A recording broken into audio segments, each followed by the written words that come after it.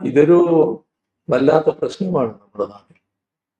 നമ്മൾ എപ്പോഴും വ്യക്തികളുടെ അന്തസ്സ് പാലിച്ചുകൊണ്ട് വിമർശനങ്ങൾ ഉന്നയിക്കാൻ ശ്രദ്ധിക്കണം. കഴിയാവുന്നത്ര എല്ലാ രാഷ്ട്രീയ പാർട്ടികളും ശ്രദ്ധിക്കേണ്ട കാര്യമാണ്.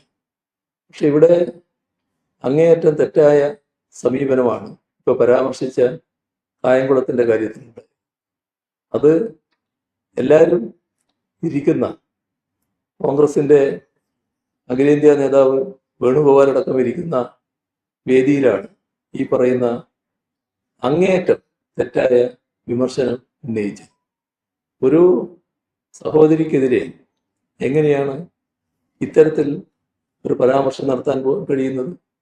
പൊതുരംഗത്ത് വരുന്ന സ്ത്രീകളെ ഈ രീതിയിൽ അവമാനിക്കുന്ന നില സ്വീകരിക്കാം? അങ്ങനെ കാണുന്നത് തന്നെ എന്തൊരു മനോവൈകൃതമാണ്. അപ്പോൾ കേരളീയ സമൂഹത്തിന് അംഗീകരിക്കാൻ കഴിയാത്ത വിമർശനമാണ് ഉയർന്നത്.